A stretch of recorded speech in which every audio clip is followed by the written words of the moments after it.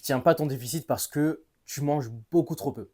Et ça, c'est une erreur que tout le monde fait. Je pense que oui, il faut être en déficit. Alors forcément, si je fais un déficit de 1000, 2000 calories, je vais perdre beaucoup plus de poids. Sauf que c'est complètement faux. Alors oui, tu vas perdre du poids sur le très court terme, tu vas voir ton poids descendre à vitesse grand V, mais le problème c'est que tu vas très vite stagner.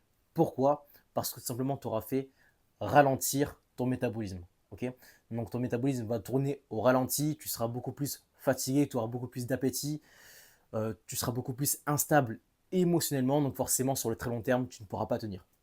Et c'est pour ça que la plupart des gens reprennent tout le poids qu'ils ont perdu très vite parce que c'est pas tenable. D'accord.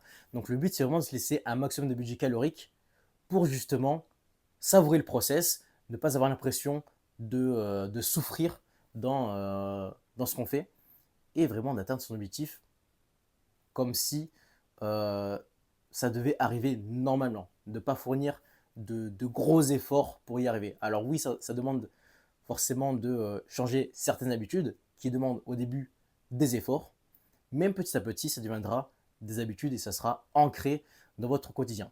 D'accord. Et beaucoup de gens pensent qu'il faut fuir les calories. Beaucoup de gens pensent que voilà, les calories, c'est mauvais, il faut être en déficit si je perds du poids, il faut que je crève de faim, alors que pas du tout. Vraiment, le but, c'est se laisser un maximum de confort pour savourer votre perte de poids. Et c'est comme ça que vous allez réussir votre perte de poids à coup sûr, parce que vous faites les choses correctement. Vous avez été stratégique dans ce que vous faites. Et surtout, en fait, c'est l'adhérence qui prime avant d'avoir une diète parfaite, un programme parfait, des compléments alimentaires que vous avez besoin. Le but, c'est vraiment l'adhérence. Vous devez adhérer à ce que vous faites. Tout doit être fluide. Il faut qu'il n'y ait pas de friction sur le fait, admettons, vous avez par exemple un mauvais environnement. C'est-à-dire que vous avez bref, des collègues, même vos proches qui vous soutiennent pas. Vous avez des biscuits, des gâteaux dans vos placards. Là, vous n'êtes pas dans un environnement qui est favorable pour votre perte de poids. Et même si vous avez une diète parfaite, un programme parfait, malheureusement, il y a de grandes chances que vous n'allez pas y arriver parce que votre environnement sera contre vous et vous ne pouvez pas lutter contre ça. Donc pensez d'abord à avoir un maximum d'adhérence sur ce que vous faites. Donc au lieu de chercher le programme parfait, la diète parfaite, ce qu'il faut faire exactement pour perdre du gras, cherchez d'abord à avoir une diète qui vous plaise, avoir un programme qui vous plaît, un style de vie qui vous plaît, et c'est comme ça que vous allez y arriver. Et franchement, ne vous mettez pas la pression sur la perfection, ok.